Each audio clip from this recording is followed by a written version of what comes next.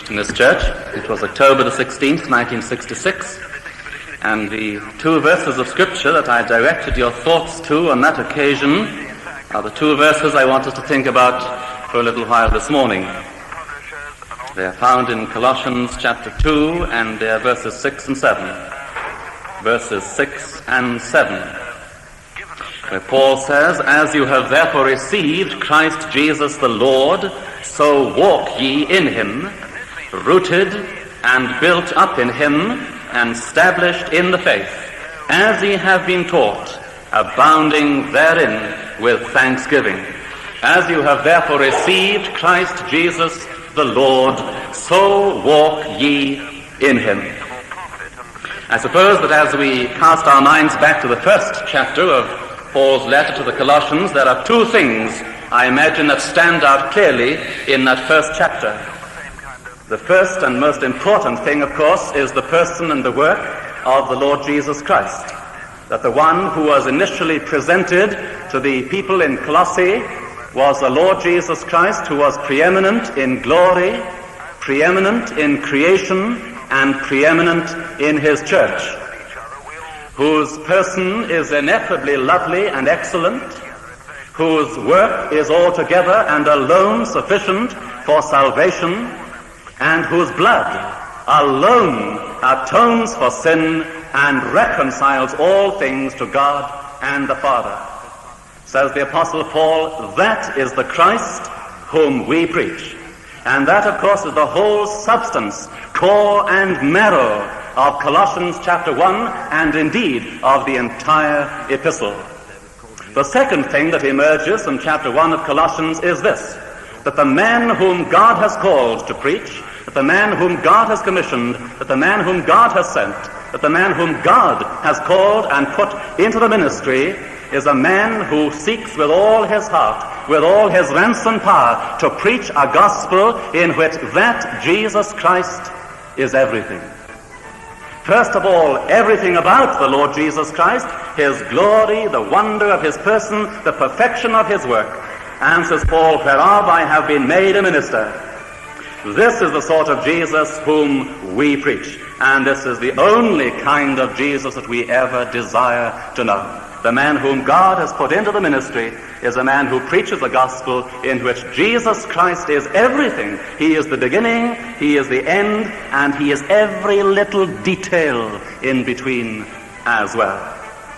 Well, now then, says Paul, that is the Christ whom we preach, warning every man, teaching every man in all wisdom, that we may present every man perfect in Christ Jesus.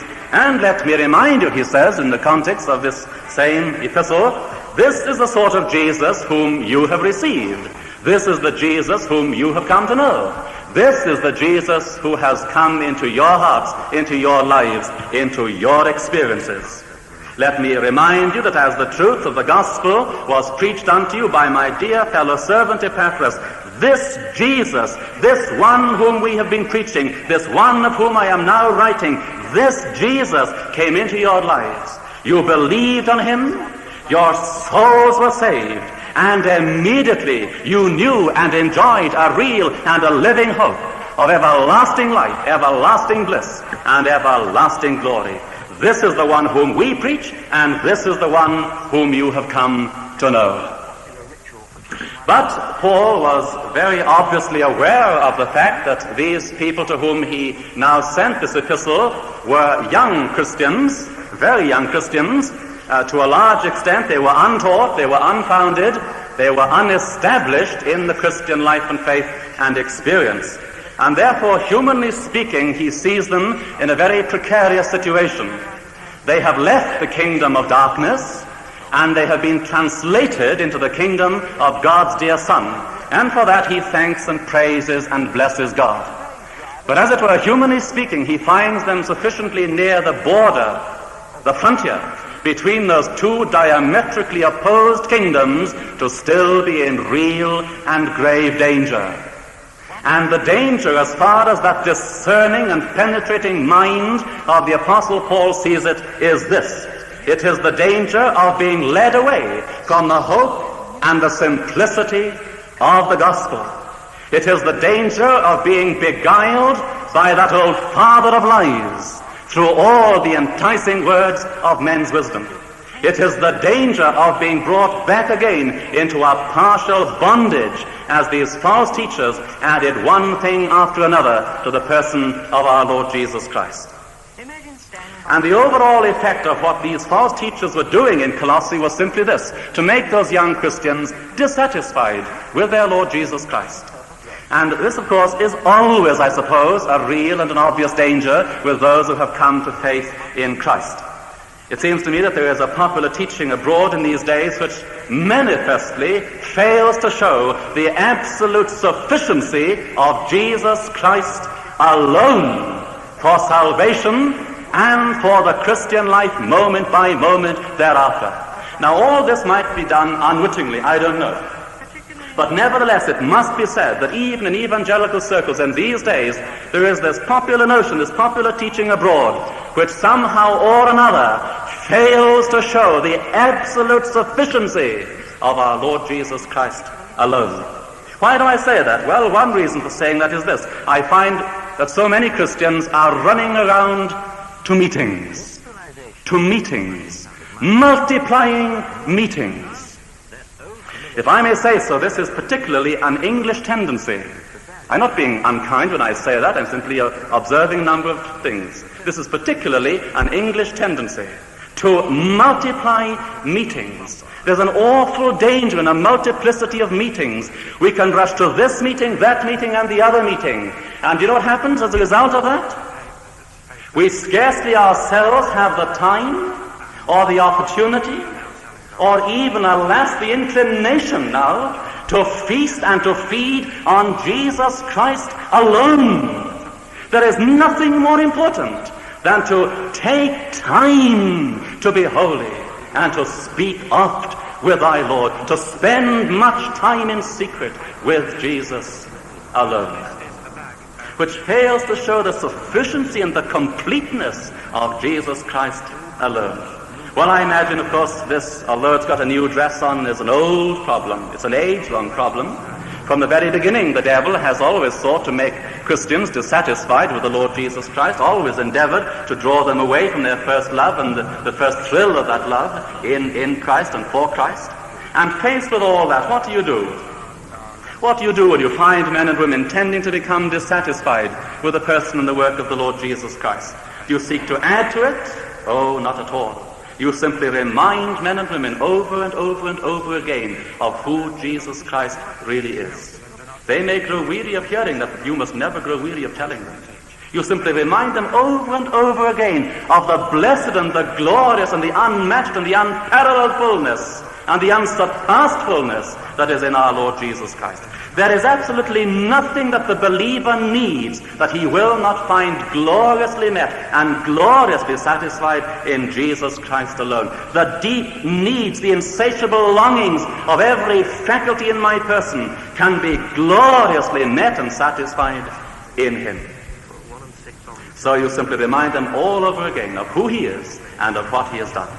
That's really what Paul is doing in the first chapter of Colossians, and having stated those tremendous and great and foundational and cardinal truths, he now goes on in the context of verses 6 and 7 of the second chapter to make a strong plea, to plead with these young Christians that they will go on, that they will continue as they have begun, that they will go on and pursue those things which they were initially taught by his dear fellow servant Epaphras, that they will not be diverted, that they will not be turned away from the hope and the simplicity and the profundity of the gospel. And oh, how often that need is stressed in one way or another in the Word of God.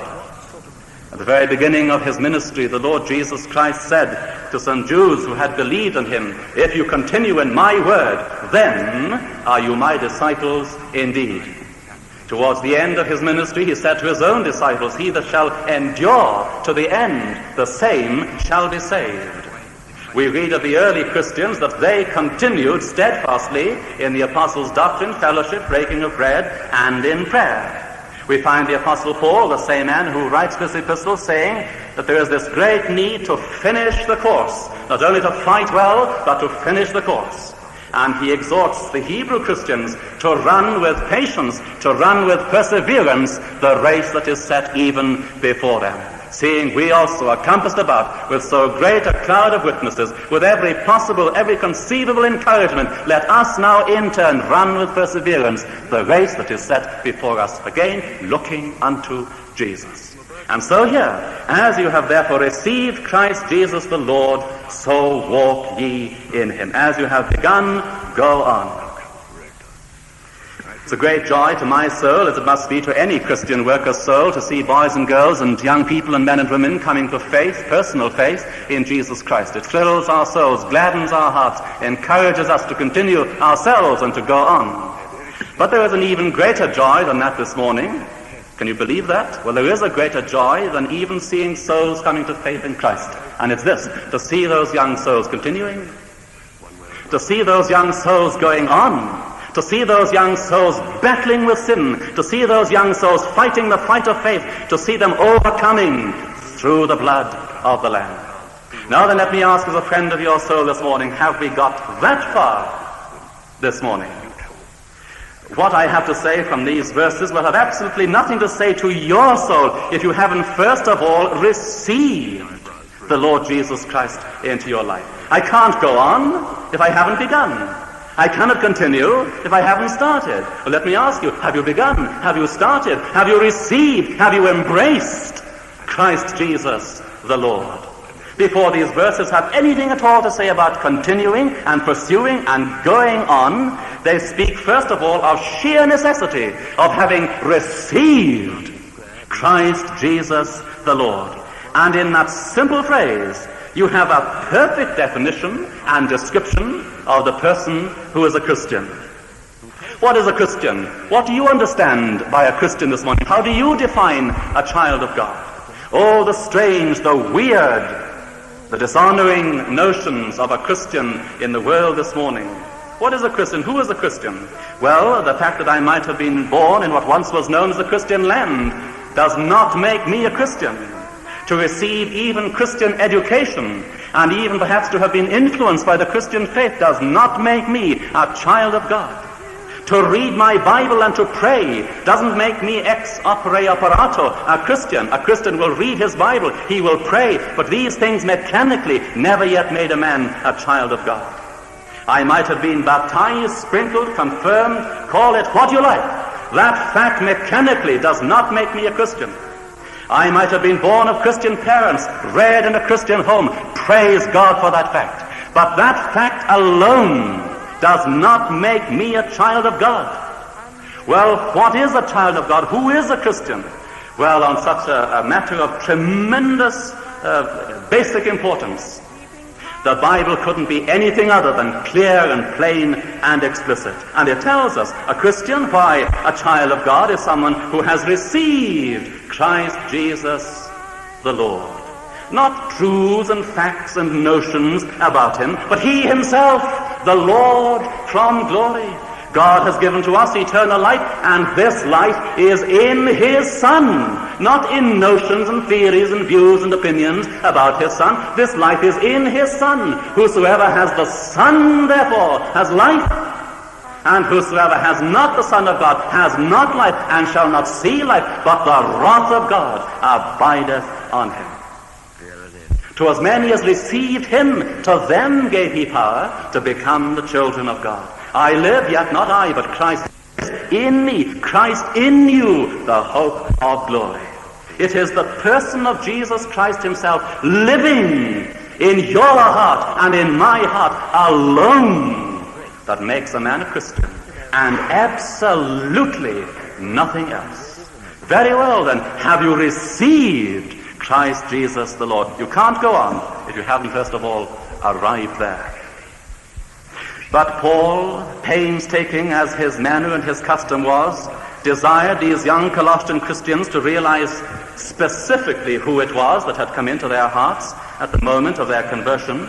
I am so thankful for the precision of Paul's mind and statements and thinking. Paul says, I am at pains to remind you who exactly it was that you received when you believed, when you became a child of God. What sort of Jesus was it? who came into your heart? He has every right to ask that question, and so have we, when we see people believing supposedly on Christ and then no longer continuing, then no longer walking with him. I believe we have every right to ask that question. What sort of faith was it that you embraced? What sort of Jesus was it who came into your heart? You profess to believe in him, and now you no longer love him or care for the things that belong to him. What sort of Jesus was it who came into your lives? Tell me, says Paul, is it and was it the Christ who is now being preached by these false teachers? Is it the Jesus whose work needs to be substantiated by some outside power? Is it the Jesus who needs some kind of assistance in order that he might keep you and preserve you day by day and hour by hour? Or is it the one who is mighty to save and to keep? Well, says Paul, just in case you haven't heard and haven't realized, let me therefore remind you that the Jesus who came into your hearts, into your lives, is the one in whose person resides and dwells all power in heaven and in earth. Who is this that returneth from Edom with dyed garments from Bozrah? This that is glorious in his apparel, traveling in the greatness of his strength? Who? I that speak in righteousness, mighty to save. That is the Jesus who came into your lives as a result of the preaching of the grace of God by my dear fellow servant Epaphras. He tells them, you received Christ Jesus the Lord. Oh, those words thrill me and move me. That's the one who came into your life. That's the one who took possession of your heart. He gives him his full title. Why? Well, just to remind them of the perfection and the completeness of every aspect, every facet of the person and the work of Jesus Christ. Christ Jesus the Lord. Jesus. That's a precious name. Is it precious, I wonder, to you this morning? If it is, how precious is it? Thy name is as an outpoured ointment. Jesus. Sheer music in our ears. It tells us particularly of his human nature. It was a name given to him by God himself, his own Father, at his humble birth. The man Jesus, Jesus of Nazareth. But it is a name that tells us particularly why he came. He is the Savior. He came to save his people from their sins. This is a faithful saying, worthy of all acceptation, that Christ Jesus the Lord came into the world to save sinners, of whom, says Paul, I am the chief. Jesus, Christ, well, that's his official title. His official title. It's a name that speaks particularly of his divine nature. It reminds us that he is God manifested in the flesh, that he is the anointed, that he is the one appointed and commissioned by the Father to undertake the work of our salvation and our redemption. The God-man, Christ Jesus, the only mediator between God and men. But he is Christ Jesus, the Lord, the one to whom I owe implicit and absolute obedience. My Master, the one who reigns this morning supreme, enthroned in glory, and the one who was meant to rule and to reign in your heart and in mine. He died for me, says Paul. He lives in me, and he was meant to rule over me. This is the one you received. This is the one who came into your hearts. Realize it and never forget it. But now you ask, how did they receive him? How did he come into their hearts? That's a very important question, and really there's a very simple answer to it. How did they receive Christ Jesus the Lord? Well, says Paul, it happened, I imagine, something like this. The facts and the truths of the gospel were preached and presented and made known to you. The claims of Jesus Christ as the Lord of creation, and therefore your Lord, the claims of Christ were pressed home upon you. The Holy Spirit was pleased to cooperate with that presentation of the facts of the gospel, and you were led to believe that this Jesus was all that he said he was, and so he came into your heart. He said he would save you. You believed that he would, and he did. So you received him by faith, and you trusted him. Now all that, says Paul, happened in a moment. Doesn't matter whether or not you can remember that moment. The fact of the matter is this: it's happened. He's there. He's come into your life, and he's come in to stay. He's in your heart, but it happened in the twinkling of an eye. But you say the Christian life takes an entire lifetime to live. I know, says Paul, but don't be discouraged. Don't give in. Don't throw the towel in. Because the all-important thing to remember all the time, all along the line, is simply this: as you began, go on. As you started, continue. Well, how did they begin? Well, they began by looking to the Lord Jesus Christ. Good, says Paul. That is exactly how you must go on. So then he assures us that this is the only way for continuing the Christian life. I begin it by looking to the Lord Jesus Christ. There is life for a look in the crucified one. And I continue the Christian life by looking to the Lord Jesus Christ. As you received him, so walk ye in Christ Jesus. I suppose in a sentence the essence of the Colossian heresy was simply this: that the false teachers said that faith was all right to begin the Christian life, but having begun in that way, they now needed knowledge. They now needed understanding. They now needed to observe this thing, that thing, and the other thing. Not at all, says Paul. Faith was wonderful to begin the Christian life, and faith is very wonderful to continue the Christian life. I began by looking to Jesus. I must continue by looking to Jesus. I think it's important to stress that in these days, because I personally find there are many Christians who are suffering, alas, from the same side effects as those Christians in Colossae long ago, who are being drawn away with the enticing words of men's supposed wisdom. Many Christians in these days who are being spoiled to some degree or another by philosophy.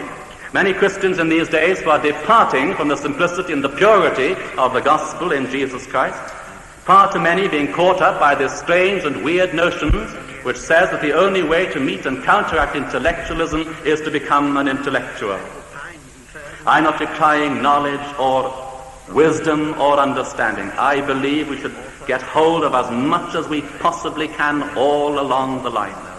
I believe that all God's people in these days are mentally lazy. I'm not decrying knowledge, wisdom, understanding. Get wisdom, get understanding, says the wise Solomon. But what I am saying is this, that Paul's answer for philosophy was never philosophy. And he could have philosophized, if anyone could have. No, Paul's answer for philosophy was the gospel, was the Lord Jesus Christ. So you see, don't be unduly perturbed when you find men attacking the gospel, saying all manner of harsh things about the gospel. What do you do when you find yourself in that situation? Well, says Paul, you simply go on preaching the gospel. That's all. Doesn't matter whether they call you stubborn, arrogant, narrow-minded, or anything else. Doesn't matter what they're saying, really. You simply go on and on and on and on and on preaching the gospel. You reprove, you exhort with all long-suffering and doctrine. Patience and truth, all along the line. At every point, every moment, go on and on and on preaching it. Because it seems to me that there are some Christians who have almost lost sight of the fact that God has said, "My word shall not return unto me void. No word of thine shall fruitless fall." So we go on and on and on preaching it. In other words, this morning, your basic need and my basic need is really for a simple, childlike heart. If you therefore want to go on and continue in the Christian life, you mustn't concern yourself with things that are too high for you as yet, but simply ask God to give you a heart that can take him at his word and act upon the truth and the authority and the reliability of that word. As I began, so I must go on. Realize, try and believe that the whole of this word was sent from heaven as a letter to your soul. So when you read a glorious promise, you mustn't say, well, now that is for so-and-so, that exalted, that mature, that unusual Christian. That cannot be for me. It is for you. When you come across a correction or a rebuke in the word, oh, you say, well, that really isn't. It is for you. Regard it as a letter sent from heaven to your soul, and thank God for it. And as you read it, ask him for a heart that can believe it and that can act upon it, and that can regard it not as the word of men, but as it is in truth, the word of the living God. I'm quite sure that many of us haven't begun to realize the part that is played by faith in the Christian life. That sounds awfully elementary, but it desperately needs to be said because it's perfectly true. Many of us haven't begun to realize the part that is really played by real faith and real trust in the Christian life. So many, even Christians, we want to touch, we want to feel, we want to handle, we want to see. When all the time God is saying, I have called you to live a life of faith. I have called you to fight the fight of faith. I have called you to live a life of quiet trust and undisturbed and unmoved confidence in myself. According to your faith, says God, be it unto you. Oh, says the Father in his love and compassion this morning, in all the trials that come to you, in all the sufferings, in everything that befalls you, this is my voice, this is my word to you. According to your faith, be it unto you. Whatever is happening to you, in and through it all, I am calling you to a life of trust and implicit confidence in myself, because this is the victory that overcomes the world, even our faith. But we want to see, we want to touch, we want to handle, we want to feel. No, says God, a life of faith, a life of quiet trust and confidence in myself. But oh, that we might learn that lesson. Oh, that we might have it in our hearts to cry in the words of the hymn, Lord, give me Samuel's mind. What sort of mind was that? A sweet, unmurmuring faith, obedient and resigned to thee in life and in death, that I may read with childlike eyes truths that are hidden from the wise. The part that is played by faith. As I began, so I must go on. As I started, so I must continue. As you received Christ Jesus the Lord, so walk ye in him. I submit that this is one of the most important lessons we can ever hope to learn. Then may he give us grace to learn it and to remember it. Amen. Now shall we sing our closing hymn, which is 512. 512. Fight the good fight with all thy might. Christ is thy strength, and Christ thy right. Lay hold on life, and it shall be thy joy and crown eternally. Faint not, nor fear, his arm is near. He changes not, and thou art dear. Only believe, and thou shalt see that Christ is all in all to thee. 512.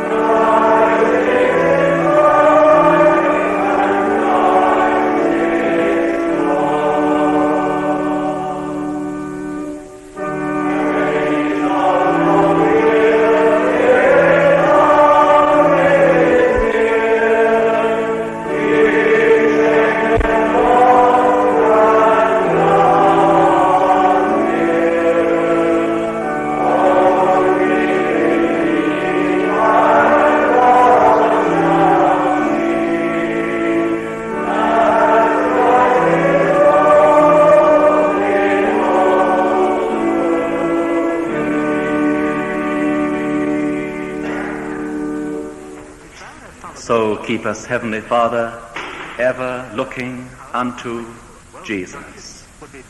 And so may his dear grace and your sweet love and the delightful fellowship of the Holy Spirit be with us and all your people this day and forevermore. Amen.